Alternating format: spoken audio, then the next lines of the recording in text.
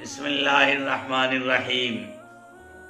قال اللہ تعالی منہا اربعۃ حرم، ساری کائنات کی تخلیق اللہ نے فرمائی اور بہت سی چیزوں کو خالق نے پیدا کر کے اپنی پسند بنا لیا۔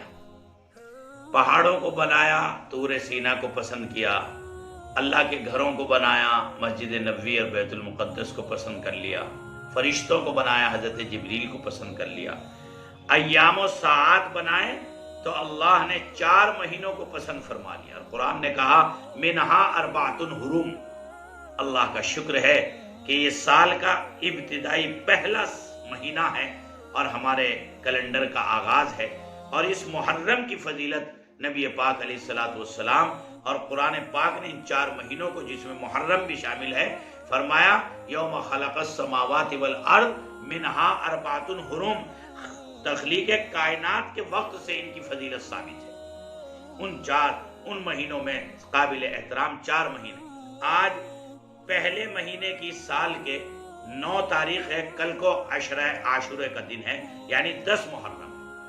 10 محرم بڑی فضیلت اور اہمیت کا حامل ہے، بڑے بڑے فضائل، اور لوگوں میں گردش کرتے ہیں۔ حضرت ابراہیم کی آگ اسی مبارک دن میں بجھی، حضرت نوح کی کشتی جودی پہاڑ پر اس پہ ٹھہری، اور حضرت سلیمان کو سلطنت اسی تاریخ میں ملی، قیامت اسی تاریخ میں قائم ہوگی، جمعہ کا دن ہوگا۔ یہ تمام روایات تو میری نظر سے نہیں گزری، لیکن سیدنا موسیٰ علیہ السلام جب دریا سے پار ہو رہے تو آپ نے جو وہاں ڈنڈا مارا ہے اور 12 راستے ملے ہیں، وہ یقیناً یہی مبارک دن تھا۔ کیا کریں ہم اس مبارک دن میں؟ یہ اللہ نے جو نیکیوں کا بازار ہمیں عطا فرمایا ہے، تو یاد رکھیے یہ نیا سال ہے۔ غفلتوں سے نکل کر بیداری کا عہد کیجیے، اعمال سے دوری ہے تو اعمال کی پابندی کا عہد کیجیے۔ رزق حلال کا اہتمام نہیں ہے تو رزق حلال کا عہد اللہ سے پابندی کے ساتھ کیجیے۔ ہماری صبح کے آغاز فجر اور تلاوت سے نہیں ہوتی ہے تو اللہ کے واسطے اس مبارک دن میں ہم عہد کریں، اللہ سے توبہ کریں، پہلے سال کے اس پہلے مہینے میں، اس سال کے، کہ ہم اپنے اندر تجدید ایمانی کریں۔ کل کے دن خاص طور سے کیا کریں؟ حدیث شریف میں 2 اعمال فرمائے گئے۔ نمبر 1، اس دن کا روزہ رکھنا۔ عاشورہ کا روزہ شہادت حسین کی وجہ سے نہیں، محرم الحرام کی فضیلت شہادت حسین رضی اللہ عنہ کی وجہ سے نہیں، بلکہ یہ تو نبی پاک علیہ السلام نے بیان فرمائی فضیلت، اور حضرت حسین رضی اللہ عنہ کی شہادت 60 سال کے بعد پیش آئی۔ حال بتہ یہ ان کی شہادت کے لیے اعزاز ہے، اور یہ ان کی مقبولیت کی علامت ہے، اور اللہ کا پسندیدہ ہونے کی علامت ہے کہ اللہ نے انہیں ایسے دن میں شہادت عطا فرمائی جو بہت مبارک دن ہے۔ تو نمبر 1، روزہ رکھیں۔ عاشورہ کا روزہ اسلام میں شروع میں فرض تھا، رمضان کے روزے آئے تو فرضیت منسوخ کر دی گئی، لیکن نبی پاک علیہ السلام برابر پھر بھی احتراماً رکھتے رہے۔ مدینہ پاک میں گئے تو وہاں رکھا تو پتہ چلا کہ یہودی بھی رکھتے ہیں۔ ان کی مشابہت سے بچنے کے لیے آپ نے فرمایا 1 دن پہلے کا روزہ رکھو، 9 تاریخ کا یعنی آج کا، پھر 10 کا رکھو، 9 تاریخ کا نہیں رکھا تو 10ویں تاریخ کا رکھو، اور 11 تاریخ کا رکھو، 11 محرم کا۔ تو نبی پاک علیہ السلام نے عبادت میں بھی یہودیوں سے مشابہت سے بچنے کی تاکید امت کو فرمائی۔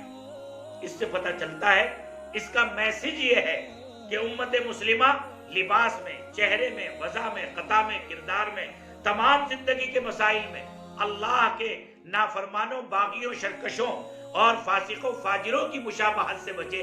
جب عبادت بھی نبی کو غیر کے ساتھ مشابہت والی گوارا نہیں، تو اگر ہماری زندگیوں میں غیروں کا کردار ہوگا تو وہ اللہ کو کیسے پسند ہوگا؟ ایک عہد تو یہ کریں کہ ہم انشاءاللہ عبادت میں بھی غیروں کی مشابہت سے بچیں گے، اور اپنی زندگی کے خط و خال اور زندگی کے لباس اور چہرے مہرے اور تمام معاملات زندگی میں بھی غیروں سے بچیں گے، غیروں کی مشابہت سے بچیں گے۔ ایک عمل تو روزہ رکھنا۔ حدیث شریف میں فرمایا من صام یوم عاشورہ، جس بندے نے یوم عاشورہ کا روزہ رکھا، اللہ اس کے 1 سال گزشتہ کے گناہ معاف فرما دیں گے۔ بڑی فضیلت ہے۔ اور دوسرا عمل حدیث شریف میں فرمایا من وسع اللہ علی عیالہ وسع اللہ سائر سنتی، جو بندہ یوم عاشورہ میں اپنے گھر والوں پر وسعت کر دے. عام زندگی میں ایک کھانا بنتا تھا، ایک سالن بنتا تھا، آج کئی سالن بنائے. ہر ایک سے اس کی چوائس معلوم کر لی، بیٹے آپ کیا کھاؤ گے، آپ کیا کھاؤ گے. کسی کو جوس پسند، کسی کو آئس کریم پسند، وہ لا کر کے دے دی. سمجھ رہے؟ اور خوب وسعت کی، بڑھیا فروٹ، ڈرائی فروٹ، سب چیزیں جو اللہ نے وسعت دی جس اعتبار سے. یوں فرمایا جو بندہ اس کام کو محرم کے دن کرے گا، اللہ سارے سال اس پر فتوحات کے دروازے کھول دے گا اور اسے جو ہے وسعت عطا فرمائے گا. کیا ہوتی ہے وسعت؟ 3 چیزوں پر مشتمل ہے وسعت. نمبر 1 عافیت کا ملنا، یعنی ہر شر سے حفاظت، خوشی ملے، غم نہ ملے.